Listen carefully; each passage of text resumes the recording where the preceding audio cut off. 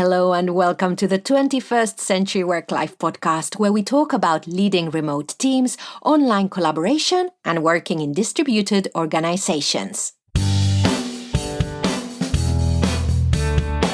This podcast is brought to you by Virtual Not Distant, where we help managers and teams transition to an office-optional approach.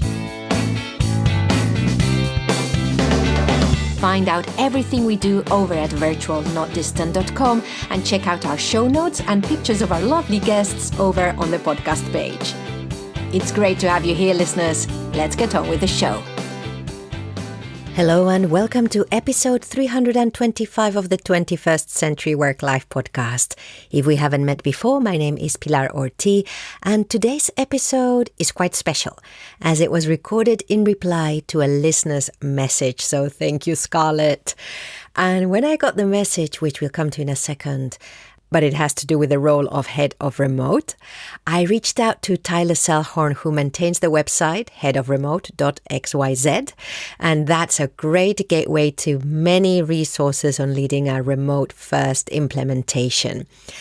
And as always, I got the message, I recorded, was very excited to be recording, but I'm ashamed to say that I haven't been able to schedule the conversation until now. And that's about 4 months after we recorded. So I apologize to Scarlett, and I also apologize to the wonderful guest, Tyler.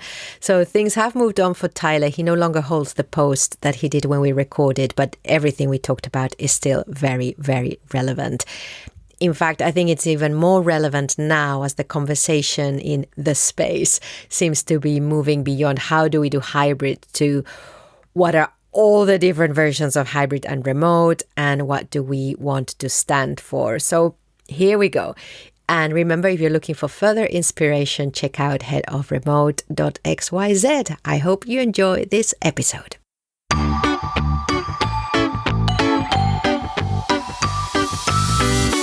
Hello and welcome to another episode of the 21st Century Work-Life podcast. I'm your host, Pilar Orti, Director of Virtual Not Distant, and I am delighted to have at the other end of the connection, I was going to say of the microphone, of the connection, another fellow remote person, remote advocate, I don't know, someone who I've met through his content around the remote work, about his conversations around remote work, but it's the first time that we meet in real time.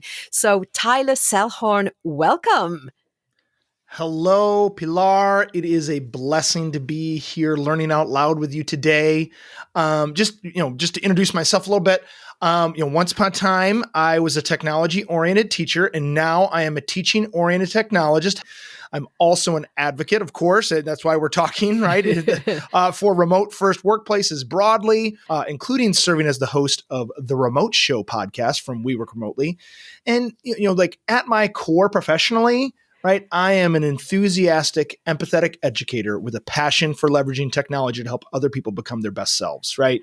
And one of the things I've started saying, like in my introduction, right, is to say that before I'm any of that, right, I am a spouse, I am a parent, I am a youth sports coach, I am a faith community member. And, I'm also like remote advocate and like doing stuff in the blockchain space and like the future of Web3 and but all of that professional stuff is in service to those other identities.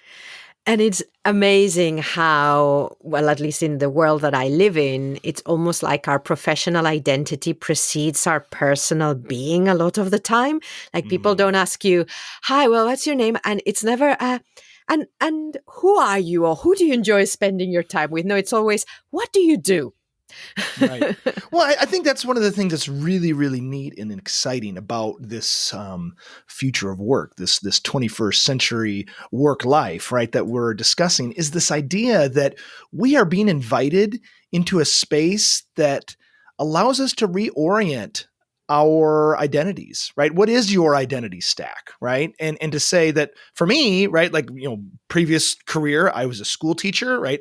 Why did I want to do that? Well, it allowed me to prioritize other things other than my profession, right? I had summers off and, breaks the same as my children and having an opportunity to live wherever we chose to, there's teaching jobs wherever you happen to go. And we're raising our family near my spouse's family, right? And so it's one of those things where now, right, in 2022, right, I'm now, working in the business operations team of a blockchain technology from the 140th metropolitan area in the United States, right? Like that doesn't happen in previous iterations of the working world, right? I would have to move to San Francisco or, and like the company that I work for probably doesn't even exist because our co-founders are from India.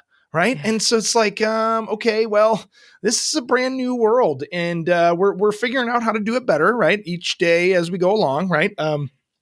It's really exciting to be here with you, Pilar, just because of the opportunity to kind of connect with those 2019 remoters, right? That Yes.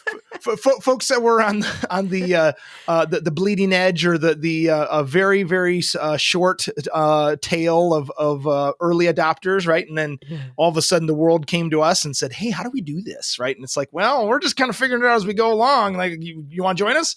Yes. I haven't heard that before, the 2019 remoters. I quite like that as an identity.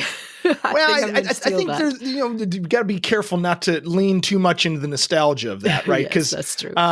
We are existing today in this world that has so many more people working remotely and have found out the same things we found out, that that time flexibility, that location flexibility is like super nice. And I think it's really one of those things that we need to lean into of like, how did I become a successful remote job seeker, worker, leader? Right. Well, it's because I paid attention to what all y'all were saying, right? Especially, things like, GitLab's handbook, right? I it's 10,000 some pages, right? I mean, I didn't read all of it, but like the stuff that they really made easy to kind of digest and like figure out how to do, own your own spot.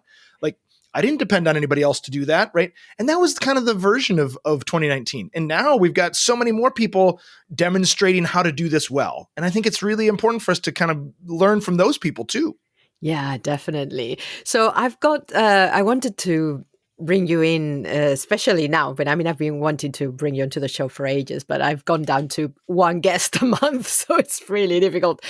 But I did get an email from a listener and I thought, okay, this is the one. So talking about all these people that have very recently adopted remote, and actually what they're, one of the things they're finding is they're growing very quickly as well.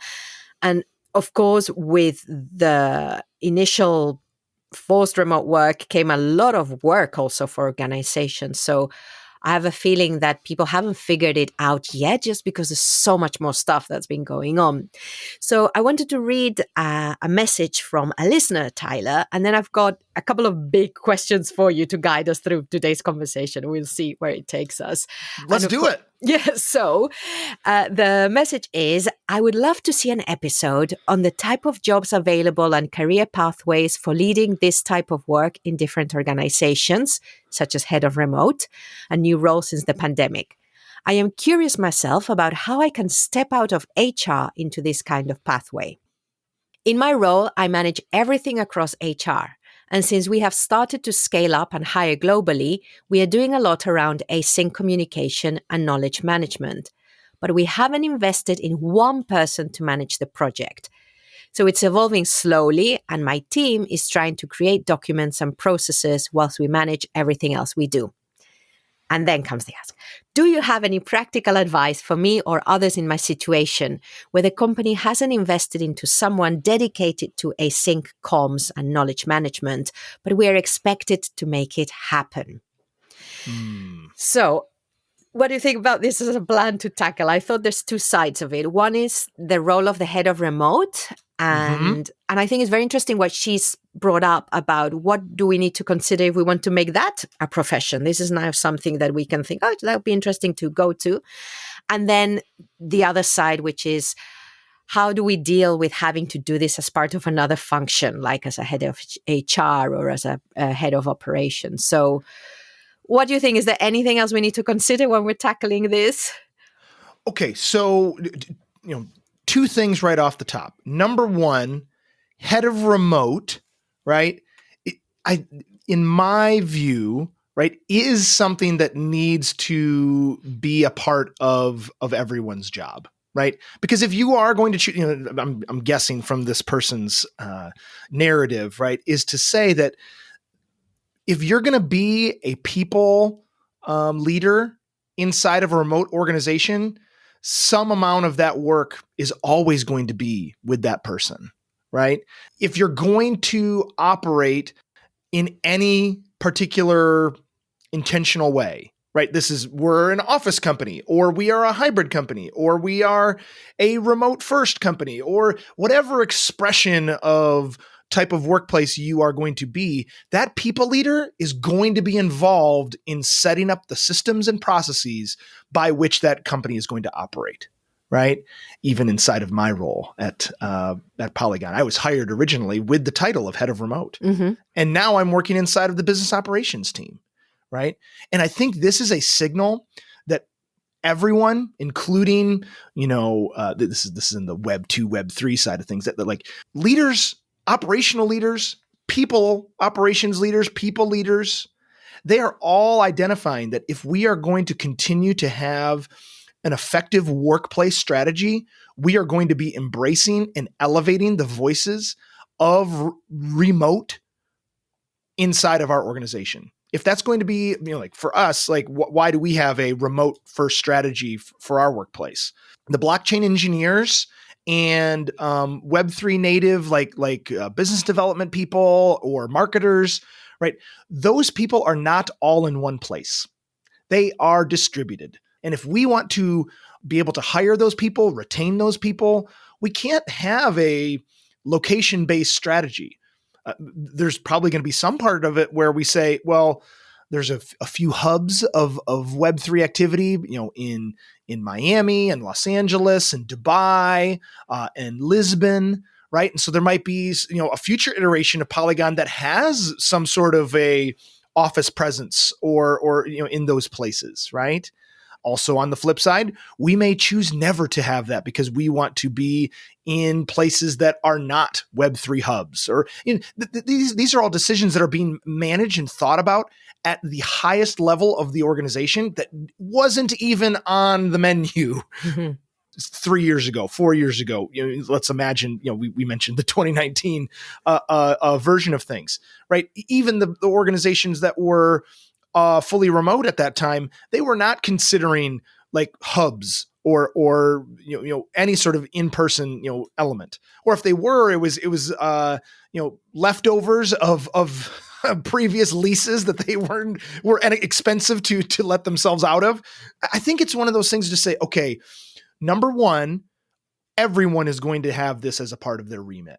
You as a people leader, listener, that is so kindly suggested this topic to Pilar, I think it's really important for us to consider that, managing documentation and async first best practices is going to be a part of your job if you are going to be inside of any sort of organization that is distributed at all. In fact, one of the things that I think is a little less recognized and understood is that organizations, multinational organizations that had multiple offices worldwide, right?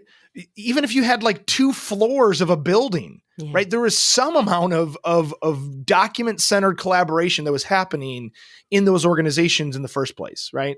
There's a reason why cloud-based CRMs became a huge business in the early 2000s. Well, why is that?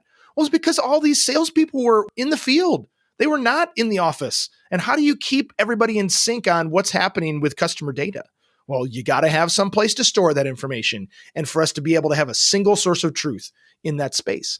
And so that's going to be that trend of cloud native and distributed computing. So now we're talking, operational stuff, right? Mm-hmm. I mean, these are things that are going to be a part of organizational strategy from now until way past the horizon that we can see right now. And so I think it's really important for us to be respectful of the fact that long-term and short-term, everyone's job is going to have some part of knowledge management and document management as a part of their jobs, just because no one is going to work at the same time in the same places very much. And so we have to respect that and start shifting our collaboration models towards a document-centered one instead of a meeting-centered one. So there's two things then emerging. One is that mindset of the head of remote, as in always bearing in mind that we are. And in fact, and you're completely right. I've heard this a lot, and I completely agree that there's a lot of digitization that's gone on over the last however many years, plus all the virtual teams and international organizations. So we already had an element of that kind of working, even if we weren't labeling it as remote, but it was already online, cloud-based, etc. And the other thing is, while we're in that transition for many organizations, because I think that the listener, it sounds like this is something that labeling this kind of work as remote is new, definitely, and they feel like they need some kind of champion. I'd even encourage that person to back up from labeling it as remote. Right? You can even see this in, we referenced GitLab earlier, but you can see in the most, the latest stuff that Darren Murph has published with Jessica Reeder, and another remote bestie, 2019 remoter, Laurel Farrar has joined that team. They are expressing their latest stuff as team ops. Now, they probably could have chosen to describe it as remote ops, but that's really not the vibe, right? I mean, we just spent 10 minutes of me trying to say, hey, head of remote, right, is a thing that is probably going to be a part of some organizations, that are trying to very much so express themselves in that way primarily. But I think it's also important to recognize that some of these practices and these async and document-centered collaboration model things is actually the best way to work. Like, that's why people were so excited about remote working. That's why people were so excited about asynchronous collaboration styles, right? Is because of the freedom and autonomy and individual mastery, and like for everyone to be given the opportunity to find purpose in their work that wasn't necessarily intermediated by another person, right? It was something that you got to choose and be invited into and RSVP, yes, please, to. These are the things that I think is really important for us to kind of say to ourselves, is that we kind of got to trick ourselves by coming into an office that all of these people really wanted to be here, right? And it turns out they just wanted to have a job, right? And that's why they were there. And now it's on us as leaders to say, okay, well, I want to provide an experience and an opportunity for you to be invited inside of, and that you just say, yes, I do want to come further up and further into the organization, right? And I think it's also, you can see the trend of individuals, opting to be freelancing or to operate an agency or join agencies, right?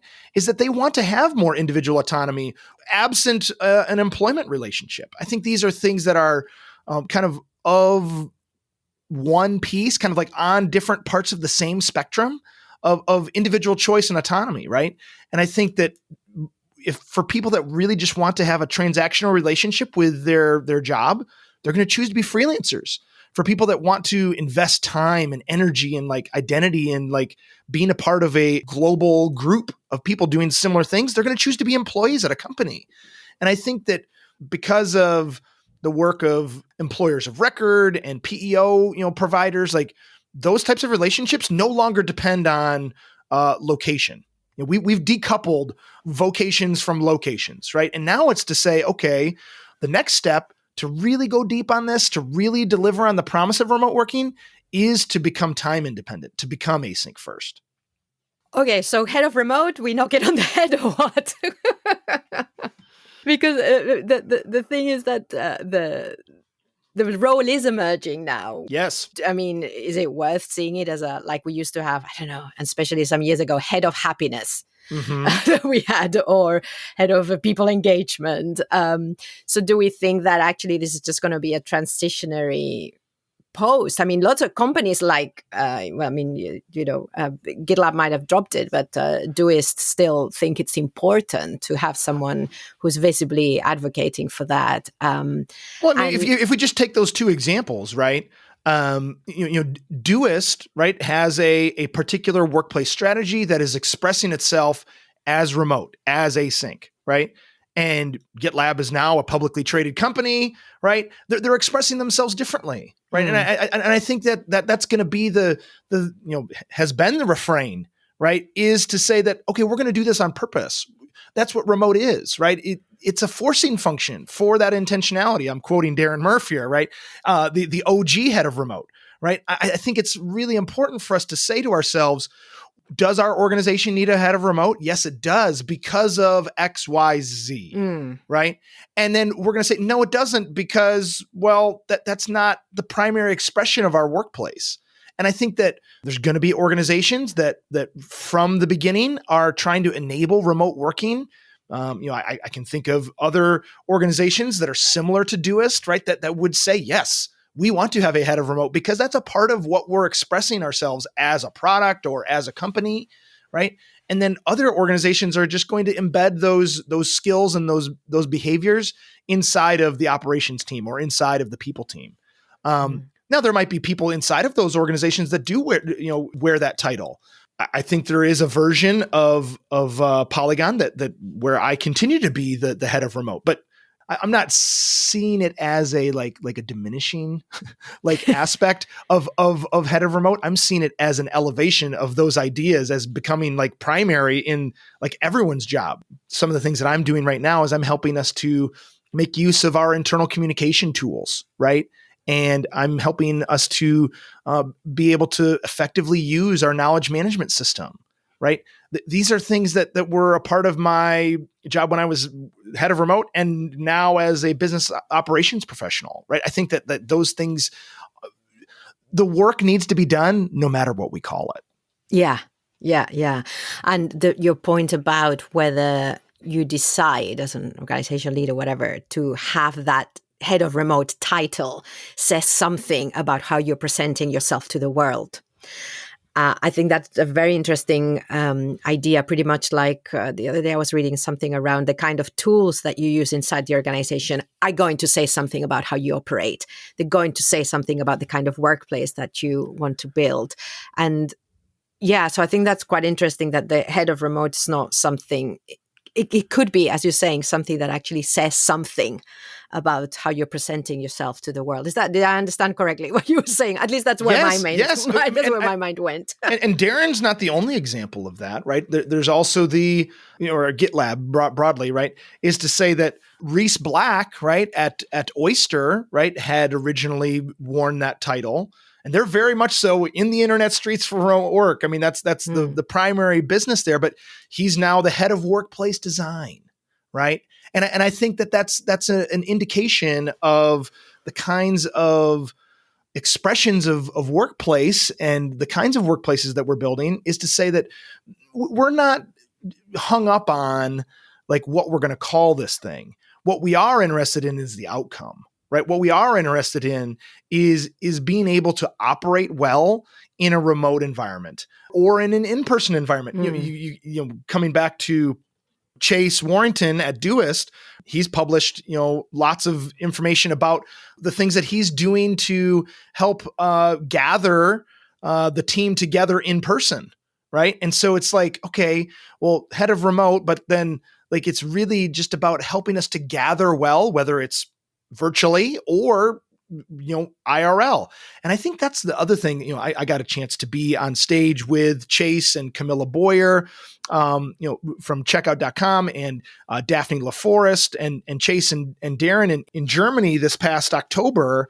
And I think one of the things that I noticed, and this has, been the experience of those 2019 remoters and the 2022 and beyond remoters, is that URL to IRL pipeline, right? When you meet somebody in the long tail of the internet, like you find one another at a company that you both found, like, searching for it, through Google and like making connections and networking online. And then you meet that person in real life. That is a whole other experience that is really, really special, right? That experience of meeting up with Chase and Camilla and Darren and Daphne was unbelievable. I still cherish those moments, those hugs, right? And I think that's the spectrum of experience that we're going to be producing as remote collaborators, companies in the future is that broad spectrum of wholly virtual, document-centered, async first, right? Experiences of working together and zooming all the way in, right? To being in the same space, inside of the same four walls, right? It turns out that like people, right, have monkey brains that need to primate, right? And I think that when we get to, look each other in the eye, at least screen to screen, right? That, you and I have been remote besties for a long time, like interacting, on LinkedIn and on Twitter and all kinds of different places. But it's also one of those things where like, this is special for us to see one another face to face today, right? We're recording as you are listening today, listener. We turned our cameras off, but to be introduced to one another, we looked at each other, right? And I think that's something that we have to be respectful of, that there is this spectrum of experience of being able to meet people that is virtual and in person, right? It's both and, it's not either or. And I think we need to get rid of these false dichotomies and really embrace the messy middle, the dark and light gray experience of, this is a gradient. There is no single expression of organizations that are always going to have a head of remote or not, or always, or it's going to be this very idiosyncratic and very specific to that organization and the people that make it up. Yes, that's all I can say. I think that's really important, that whole, like you say, the spectrum of whether we meet in person or, whether we are happier with each other in person or not, and all the mixes in between, etc., etc. I think that's what this mass adoption of working from anywhere has done as well. And not to forget that. So, Tyler, what do you do at Polygon then? So what does Polygon do, and what kind of things? You've already started to mention some of the things you do there, but tell us a bit about that. Yes. So Polygon is a blockchain technology company inside of the Ethereum ecosystem. So we are, by most metrics, the leading layer 2 blockchain technology company. So like there's a whole set of products that we are really serving organizations to build public and private blockchains that interface directly with Ethereum. The analogy that I make, right, is the idea of banks, right? You can kind of analogize that to Ethereum, right, as a settlement layer, right? Like this is where we make sure that the funds, cross over, and then you don't usually, when you execute a transaction, right, do that with your bank. Right. Sometimes you do a debit card, right? And that's the analogy that I would like to make, is that, Polygon is in that card space, debit card, credit card space, where it's like making it easy and inexpensive for you to transact, right? And making it convenient. And so we're doing that inside of the blockchain space. And some of that's, very money related, and some of that's inside of, games and art and collectibles and loyalty programs. And there's all these different ways that databases are really, really powerful. Turns out that computers are much better at remembering things than people are. And so we're trying to make that happen in more places for more people in a publicly audited, trustless, permissionless, self-sovereign way. Tell us about trustless. What do those terms mean? Because I think that's a really sorry for going into the jargon level there, like right away. No, Pilar. I think it's very relevant. Yeah. So one of the things that is a part of interacting with one another, especially across distance, especially digitally, right, is that we're required to extend trust and belief in others. We expect, someone that we're interacting with on social media to not be a bot. We want that to be a person, right?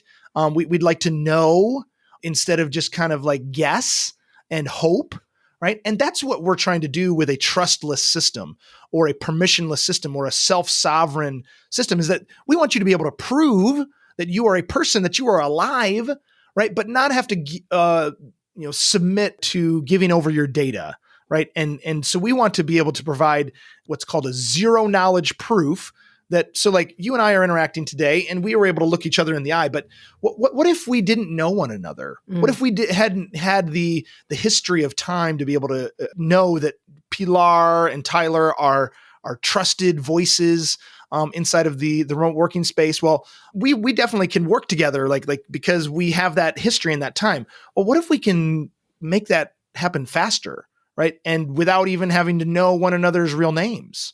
That is a whole other version of the world that we're helping to try to create and to build. And so, there's opportunities for people to transact. There's opportunities for people to work together in ways that allow each of us to kind of remove some of the bias and we use all kinds of different signals to make sure that this is a safe relationship to lean into.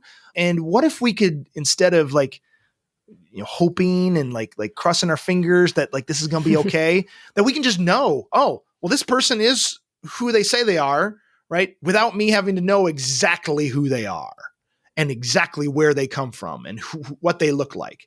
And that's why you've seen this expression of digital avatars that have a blockchain provenance, like a rabbit trail or their breadcrumbs back to okay, this is a specific image that is associated with this person's, not even this person, this digital wallet, right? And then now I'm back into the jargon again. Sorry, but I think it's one of those things that's important for us to say that, okay, we want to be able to choose for ourselves how much we reveal to others, right? And for us to still be able to interact with one another. This is why so much of the early internet was pseudonym. We used fake names, right? Is because we weren't sure. Is this a safe place? Can I be myself here, right?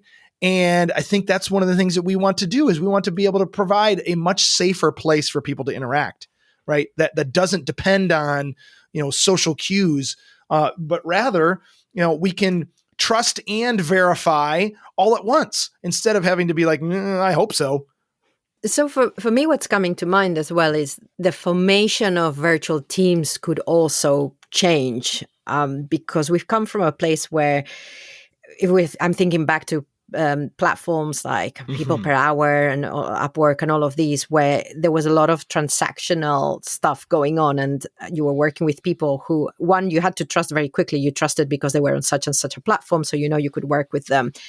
But I'm just wondering if there's a way then to assemble virtual teams across the globe much faster if we crack some of this stuff. Is that I don't know, am I You are reading from the same hymnal. Okay, so now I'm using a horrible, very specific idiom to me. We're on the same page here, right? I think that's so key to hear you kind of rhyming with the things that we're trying to say ourselves. That there are ways for us to organize ourselves around collective effort that doesn't require us to give away personal sovereignty, and we can be in charge of our own data, right? And ways that allow us to participate. I'm trying to avoid the jargon phrases, but DAOs are an example of this, right?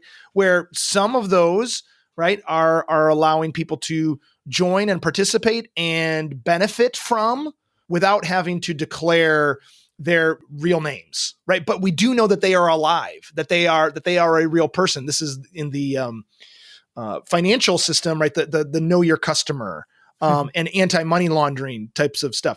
Obviously, there's very important regulatory scrutiny that's happening there, but that happens inside of employment relationships too.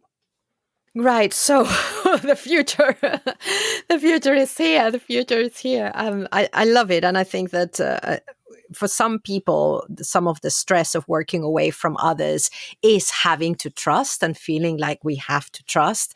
And for some people, it's very easy. And for some people, it's very difficult. And that might be one of the reasons why they've avoided working in a certain way away from those they can see and feel next to them. But starting to even talk about this and starting to see that there are things that can be done applied in all kinds of ways. I think it opens up a lot of possibilities.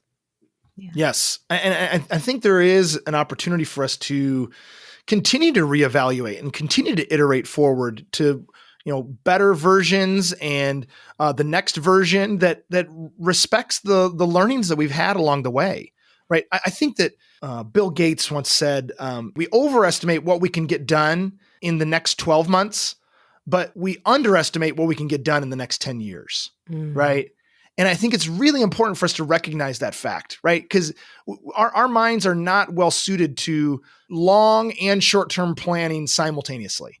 And so one of the things that we need to embrace is that some of us, right, need to be building the long-term solutions, and some of us need to be solving for the right now.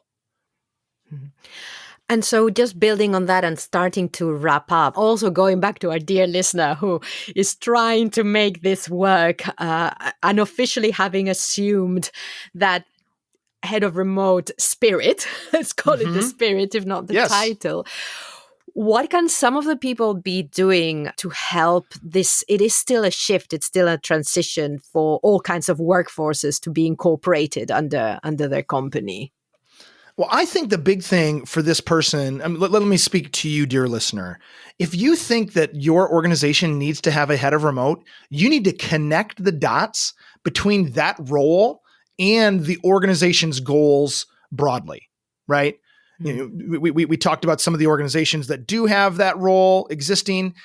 At the highest levels of the organization, they have decided our goals as a company are aligned with us having this role at the company. Right. And so just connect the dots, right? Say to yourself, okay, does it make sense to me based upon our company's vision, mission, goals, OKRs, KPIs, that there should be some amount of that is owned 100% by this person. And that might be you right now. Right. And you need to pitch yourself like, go to headofremote.xyz and check out the job descriptions that are linked to in the head of remote page on GitLab and start, adapting that job description to your specific organization. If it's your organization or it's another one, right? Make sure that you have a clear idea of how you would express yourself inside of that role. That is exactly what I did, right? Right. And I think that's the thing that you need to say to yourself is that how does distributed work, how does remote work, right, interact with your company's vision, mission, and goals, and connect the dots for somebody.